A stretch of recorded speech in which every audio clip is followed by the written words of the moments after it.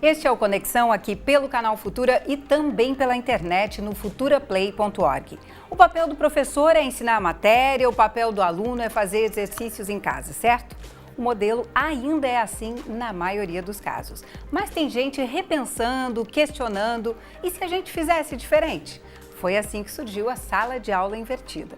Hoje, então, nós vamos saber com dois craques em educação, Andréa Ramal e o Gabriel Elmore, como que é esse método, quais os benefícios para quem aplica, para quem recebe e também falar de desafios encontrados por quem abraçou essa difícil tarefa, né, de inovar nessa área da educação que é tão tradicional, que é praticamente hermética, né, fechada, mas que obviamente já se deu conta, não é de hoje, que é preciso mexer nisso, porque está vindo aí uma geração hiperconectada, né, uma geração totalmente digital que fica ali falando, ai, não aguento dessa forma, né?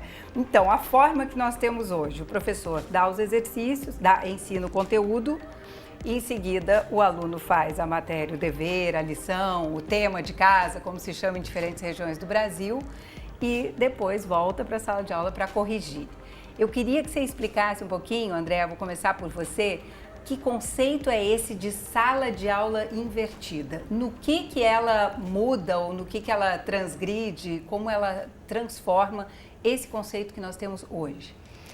Bom, esse conceito é o seguinte, na sala de aula tradicional você usa o tempo, na maioria das vezes, para explicar o conteúdo. Então a aula, sei lá, tem 50 minutos, você vai usar 30, 35 explicando a matéria e depois nos últimos 15 tirar dúvidas, fazer um exercício e passar o dever de casa. Quando você inverte a sala de aula, você muda também essa relação com o tempo. O que acontece? Você pega toda aquela parte inicial em que você ia explicar ou dar o conteúdo e o aluno vai fazer isso antes da aula, na casa dele. Com um vídeo do professor, com um texto, com uma leitura que você passou. Esse passa a ser o dever de casa do aluno? Exatamente. E aí, o tempo da aula fica completamente diferente e fica muito mais rico, porque aí você vai tirar dúvidas, fazer dinâmicas de grupo, fazer um estudo de caso, um jogo, uma simulação. E aí, o papel do aluno fica muito mais ativo, porque ele não passa a maior parte do tempo ouvindo o professor, e sim interagindo, fazendo coisas, assumindo o papel protagonista da aula. E a gente já faz isso na vida, né? Para fazer essa entrevista a gente se preparou antes, leu sobre isso antes, a gente faz isso na vida. Por que não na escola, né? Gabriel, queria um pouco a sua opinião e eu sei que você já está muito adiante nesse processo, né? Você não está só repensando como dar aula para os alunos, mas também já está colocando em prática esse método. Perfeito. Então, um conceito importante é que isso você fortalece a confiança do aluno quando ele vem para a sala de aula, né? Porque ele tendo contato com o conteúdo anteriormente, ele em sala de aula ele tem outra postura, ele se sente mais seguro para conversar, para tirar dúvida com o professor, para discutir com os alunos. Isso é que a gente chama de atividade ativa, né? Essa capacidade de discutir, de perguntar, de ensinar para o outro. Uma coisa muito importante é um ensinar para o outro. Como é que tem sido? Você já implantou lá no Instituto Militar. Sim. Como é que vocês, que resultados vocês têm tido? Então, a gente já começou a colher resultado, né, André? A André participou dessa implantação junto comigo lá. Então, nós implementamos como projeto piloto numa disciplina que é comum a todas as habilitações das engenharias, né? Disciplina de fenômenos de transporte. O resultado foi extraordinário e, devido a esse resultado, nós estamos hoje já em 7 disciplinas aplicando essa metodologia. E como é que a gente fez isso? O aluno recebe o material, né, através de uma plataforma Moodle, recebe. A gente dá 15 dias, por exemplo, um determinado capítulo, tem tantos vídeos, ele vai assistir em 15 dias em casa. Peraí, para todo mundo ficar na mesma página, okay. O que é a plataforma Moodle? A plataforma Moodle é um ambiente virtual de aprendizagem, né? O Moodle é um ambiente aberto, né, na internet, as pessoas podem, não tem custo, né? Tem que saber customizá-la direitinho, né? Então, a gente planejou, né, essa metodologia... É uma espécie de software livre. Exatamente, é um software livre. E a gente planejou em 3 momentos, uma pré-aula, uma aula e a pós-aula. Então, como se fosse assim, a disciplina tem 7 capítulos. Então, cada um dos capítulos vai ter pré-aula, aula e pós-aula, certo? Na pré-aula, o que acontece? A grosso modo, sendo bem objetivo, o aluno vai assistir os vídeos e o conteúdo, os artigos que forem definidos para ele estudar aquele capítulo, perfeito? Ele vai ter acesso ao e-book também para aprofundar, mas da maioria das vezes ele assiste o vídeo, né, que é o mais importante, que é o conteúdo essencial que a gente coloca. E daí a 15 dias, por exemplo, marca-se aula presencial referente àquele primeiro capítulo. Dali a 15 dias? 15 dias, porque nesse capítulo o número de vídeos, o conteúdo era necessário esse período, né? Pode ser que um pouquinho menos ou um pouquinho mais. Aí ou o seja, professor dificilmente ele pode chegar com essa desculpa, não deu tempo de ver, né? Ou acontece ainda, Gabriel? Aconteceu no início, mas logo ele viu que não podia continuar assim. Por quê? Porque na aula, quer dizer, na aula presencial daquele capítulo, a primeira atividade que a gente faz é um teste online. Esse teste online é um teste raso, tá? Um teste simples, com questões simplesmente de verificação de aprendizagem. A gente não quer aprofundar muito ali, a gente quer saber se ele assistiu o vídeo e absorveu o conteúdo, somente isso. Então são 20 minutos, 5 questões, 4 minutos cada um, 20 minutos. No 21º minuto eu já tenho a nota de todo mundo. Cada um faz do seu celular, ou tablet, ou laptop, certo?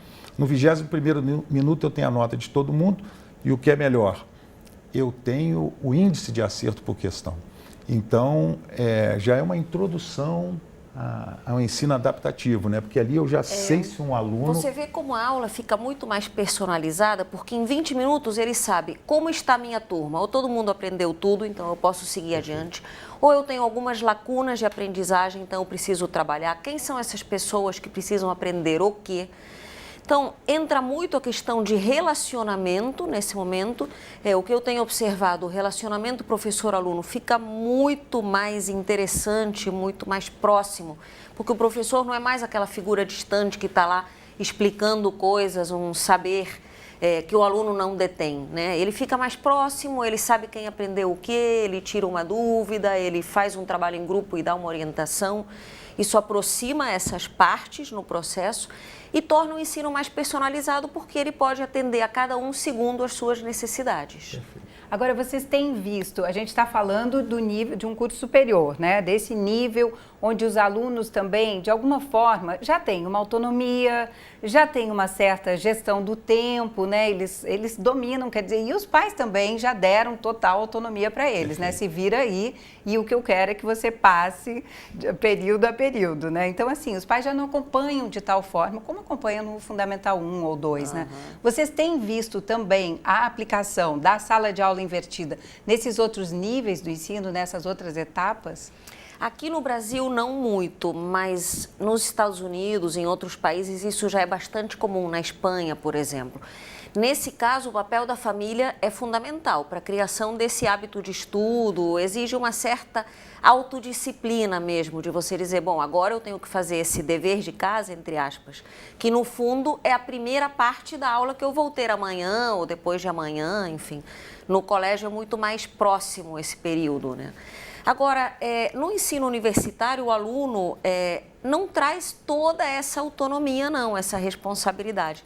Então, existe também um desafio grande nas universidades, porque aí não tem mais os pais para ficarem monitorando isso, e aí cabe muito ao professor conscientizar sobre a importância dele realmente ler aquele texto, assistir aquela videoaula, para ele poder acompanhar e tirar o melhor do professor na aula seguinte. Andréa, talvez o que você esteja sublinhando aí é que a autonomia ele até tem, o que ele não tem é a disciplina, é isso?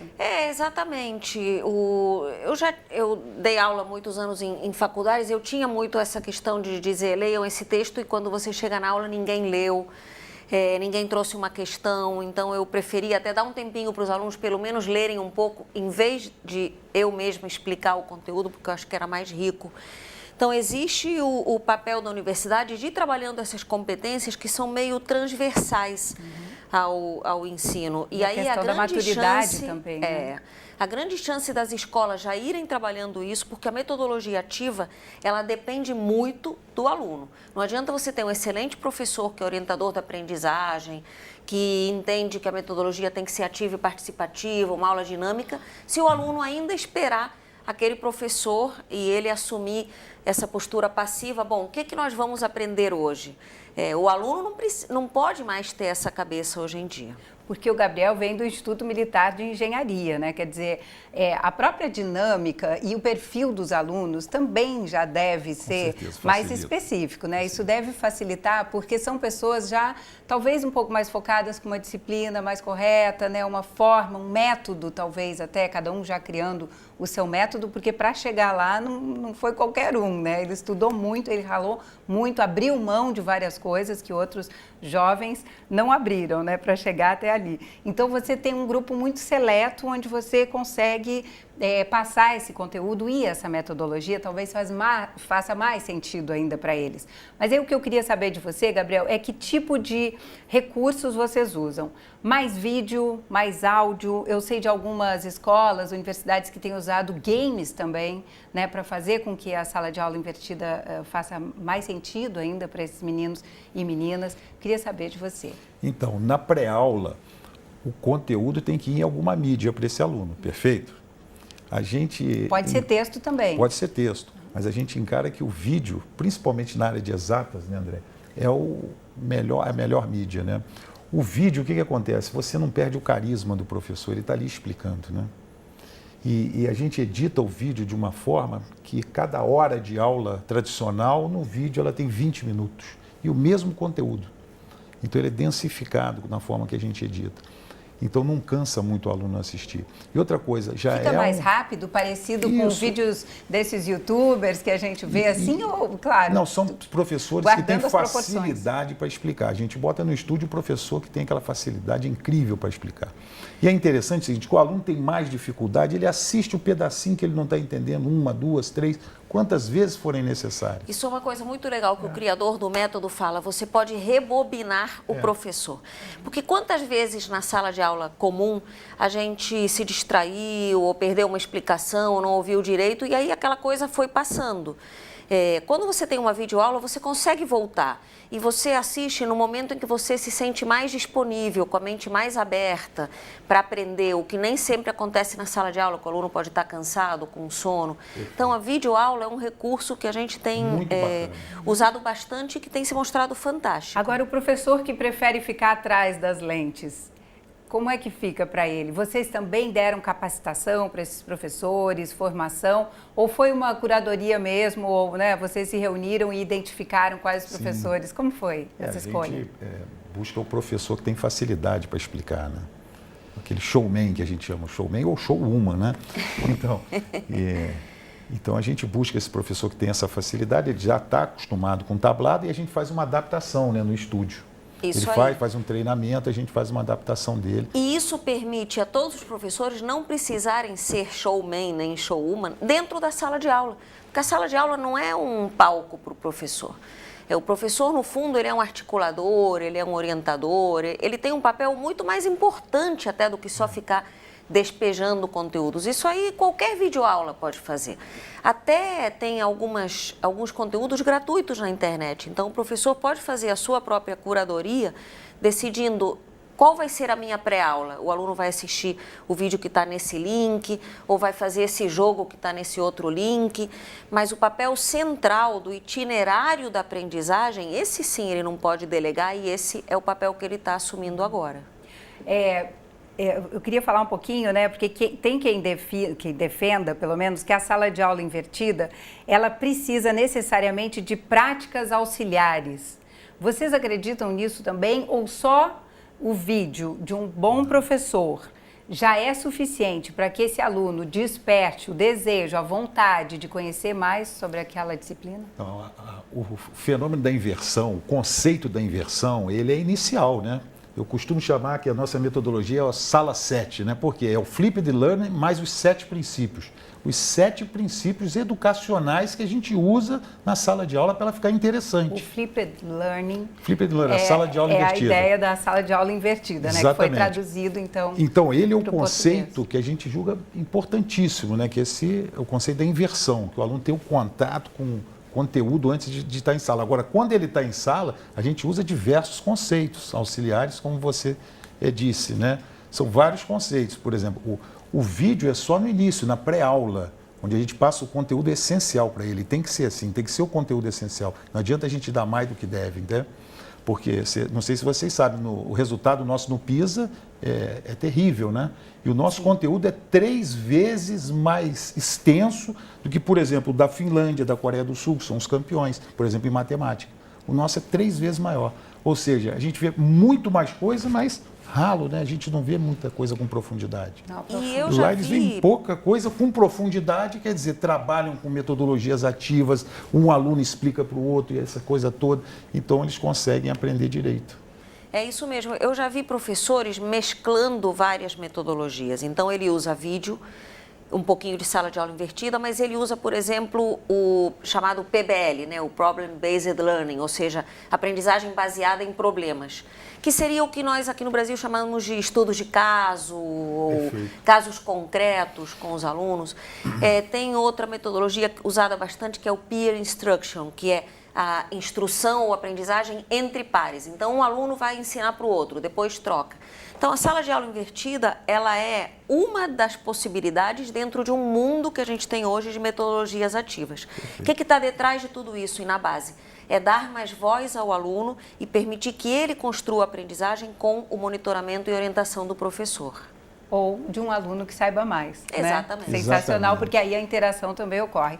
Eu queria falar um pouquinho aqui, porque no YouTube, né, tem uma série de vídeos lá que a gente foi procurar com educadores, professores também, explicando o método de sala de aula invertida. Então, eu escolhi um trecho que você vai ver agora, é um vídeo do professor Luciano Dias da Silva, ele é da FURB, a Universidade Regional de Blumenau, que é parceira aqui do Canal Futura, e ele sugere uma associação. Ele desenvolveu esse método lá, né, entre 2 métodos, na verdade, de uma espécie de ensino híbrido, a sala de aula invertida, com o que ele chama de rotação por estações. E aqui ele explica como é que é, olha só, vamos ver.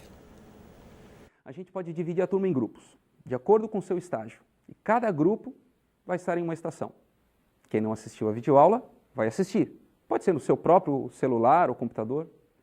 Quem assistiu e não encontrou dificuldade, vai fazer as atividades propostas. E quem precisa do auxílio do professor, reúne-se com ele. À medida que cada grupo vai concluindo a sua tarefa, vai mudando de estação. Mas será que funciona? Uma das conclusões do meu estudo é que os alunos precisam estar convencidos da viabilidade da nova proposta. Eles precisam acreditar que vai ser bom. No mínimo, estar abertos a novas possibilidades. Porque se não houver o efetivo engajamento deles na proposta, vai ser muito mais difícil obter bons resultados. É isso, né? Quer dizer, essa Perfeita rotação de estações, porque dele. é boa, né? Eu peguei o vídeo, é maior, né? Ele fala exatamente dos desafios e tal. É curtinho, ele deve ter 6 minutos no total. A gente selecionou esse trecho. Mas a ideia de nem todo mundo ter feito esse dever de casa, né? Quando isso acontece, você agrupa. Então, você leu até onde? Até a página 4? Então, fica todo mundo aqui que leu até a página 4, que dá um pouco mais de trabalho para esse professor, para ele identificar. Mas eu imagino que os alunos rapidamente também entendam a importância disso, né? Porque quem leu todo, ouviu todo o capítulo, o podcast, o game, o que foi, esse cara não está muito interessado em interagir com quem não viu, né? Ele já está numa outra etapa, não é isso? Exatamente. E essa rotação, o que você acha disso, principalmente quando você mistura esses métodos, Gabriel? Então, isso acontece, a gente fez isso no IME, muito parecido com o que a gente fez no IME, que a gente falou da pré-aula, né? Aí chegou na aula. A aula teve aquele teste online que eu falei, depois tem a discussão de case, que a gente optou sempre por fazer discussão de case. O que é o case? É um problema mais aprofundado que gere discussão. O professor, ele pode pegar um problema pronto, real, e estender um pouco o problema para ele suscitar bastante discussão. E esse projeto, ele é entregue aos alunos, a grupos de 4 que a gente faz, a grupos de 4 alunos, eles têm 50 minutos para resolver. E depois eles apresentam isso. E só que a gente escolhe um aluno para apresentar. Um aluno é sorteado do grupo para fazer a apresentação. Isso faz com que um ensine para o outro. Está comprovado que a gente tem a maior absorção de aprendizagem, né, quando a gente está explicando um para o outro. E nós somos acomodados por natureza, né? Exatamente. Também assim, ele fala melhor, vai ele, e vai E sempre não é assim, ele, né? Não é assim. Só que na avaliação a gente não bota um percentual muito grande para a qualidade da apresentação, e sim para a qualidade do conteúdo apresentado. Aquela apresentação, Gabriel, para a gente entender mesmo, eu estou querendo desfiar aqui com vocês esse método, né? Para quem está nos assistindo e as escolas que ainda não implantaram, entenderem também os benefícios dessa prática, né? Não, isso não é para mim. Não, ao contrário, a gente está querendo mostrar que é para eles também, né? Como é que faz? Como é que esse aluno tem acesso a tudo isso? Na verdade, o aluno vai receber o case e vai resolver, né? Depois é sorteado ali o aluno que vai fazer a apresentação, ele tem 10 minutos para apresentar a solução do grupo. Lá na frente, aquela apresentação clássica. 2 ou 3 slides no máximo que ele tem que aprender esse objetivo. Você nota o seguinte, quando eles discutiram aqui, você está desenvolvendo uma capacidade de trabalhar em grupo, certo? E quando ele está falando lá na frente, você está desenvolvendo nele uma capacidade de falar em público. Ou seja, além dele aprender o conteúdo, ele está desenvolvendo habilidades e atitudes pessoais, interpessoais, muito importantes. E transmitir a mensagem, né, Gabriel, que é o mais importante. Exatamente. Então, você veja como é importante. Além de aprender o conteúdo, né, André, os alunos estão desenvolvendo importantes habilidades pessoais e interpessoais. A tecnologia tem muito a ver com esse método, porque o criador do método, Jonathan Bergman, né, ele diz o seguinte: quando eu era criança, eu só tinha acesso ao conhecimento de 3 maneiras. Ou através de um livro, ou indo a uma biblioteca, ou ouvindo do professor. Hoje, com a internet, com os recursos, enfim, que a gente tem aí digitais, com as redes sociais, o conteúdo está disponível. Então, como é que o aluno acessa isso? Ele acessa com a orientação do professor. O que ele vai aprender na próxima aula, o que ele precisa fazer para ele ficar mais preparado para aprender isso melhor. E ele não precisa gastar o tempo da aula ensinando esse conteúdo todo. Eu acho que essa mudança é o mais fundamental nesse método. Em vez de eu gastar 35 minutos explicando, perder a voz no final do dia, como eu ficava muitas vezes sem voz, porque dei 8, 10 aulas, né? A mesma aula em várias turmas. 5º ano, você tem 8 turmas iguais, então você dá a mesma aula 8 vezes. Em vez de fazer isso, você simplesmente prepara aquele conteúdo no seu melhor momento, o aluno vai acessar e você vai usar o tempo da sua aula de outra maneira, de uma maneira mais rica, tirando dúvida, fazendo discussão, fazendo uma simulação num laboratório, no caso das engenharias, como eu vi acontecer, fazendo um game, uma dinâmica de grupo, é muito mais rico e o aluno aprende mais. Lá no IME, a gente teve até uma elevação das notas. O aluno do IME é muito bom, a média era 8,7, né? Uau, mas altíssima. Passou de 9 depois do método, quer dizer, sempre dá para aprender mais. Qual que é a média lá? É 8? Não, para passar é 5. Tem determinadas disciplinas. Para passar é 5. 5. E tem a gente... Mas é aquele 5 E eles se sentiam suado. cobradíssimos, com 8,7. Teve uma disciplina que essa média era mais alta, que a gente aplicou a metodologia, mas teve uma outra que a gente aplicou que a média era bem baixa. E houve também um aumento significativo, entendeu? Porque a questão também é cultural, né? Porque a gente está falando aqui, eu estou pensando, eu tenho um filho adolescente, de 13 anos, e eu vejo que ainda é uma questão para eles, se alguém perdeu aula e teve matéria nova, né? Eles falam isso. Com esse método, não tem a matéria nova que vai te surpreender. Você já viu antes, você já dominou a matéria antes, ou se não dominou integralmente, você já se inteirou dela, né? E aí, a partir daí, você vai levar para o professor. Agora, eu queria saber de vocês, porque a gente está chegando nos nossos momentos finais já da conversa, a conversa foi tão boa que passou rápido, né? Sobre a avaliação, quer dizer, você já relou nesse assunto ali no início e tal, que o professor tem essa base, né, essa ideia de como que está indo a turma, Isso. Mas com esse método da sala invertida, não faz mais sentido só prova e teste, por exemplo, né? Perfeito. Esse é um dos 7 princípios, avaliação frequente. Então, a gente tenta fazer a avaliação o mais frequente possível. Então, é um dos 7 princípios que eu te falei. A avaliação ela é feita toda a aula presencial. Tem o teste online sempre, né? Tem a discussão de case. Esse case é todo avaliado pelo professor. O grupo está sendo avaliado o tempo todo. Tem detalhes, né, da avaliação, tem uma tabela que é montada para se avaliar cada pedacinho. E tem algumas avaliações bastante tecnológicas, usando, por exemplo, ferramentas, o pessoal que não conhece, o Kahoot, kahoot.com, ou então Socrative, escreve dessa maneira, .com. São softwares abertos e que você pode fazer questões simples para avaliar conceito assim, de uma forma muito rápida. Você dá 30 segundos, pode ir até 2 minutos, um determinado conceito, e aí a turma inteira responde aquilo e você já tem a resolução. Você já tem um percentual de acerto. Pelo celular, né? Pelo celular. Todo mundo responde pelo celular. Bom, assim fica muito fácil. Aí porque já você tem 1000 oportunidades, né, de ser avaliado exato. de E cada tirar conceito novo você pode programar uma questão, você já traz pronta, e a cada conceito novo você vê qual o entendimento da turma daquele conceito. E sabe que é bacana o método Eric Mazur? Ele vê e se está em torno de 40% a 50% acertaram.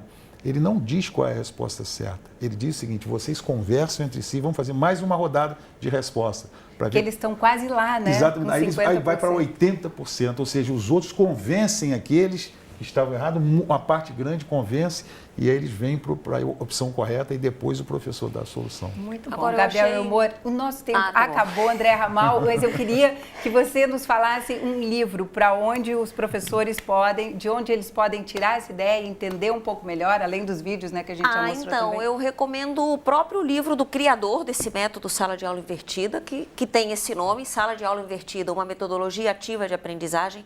Acabou de ser traduzido e lançado no Brasil pela primeira vez pela editora LTC.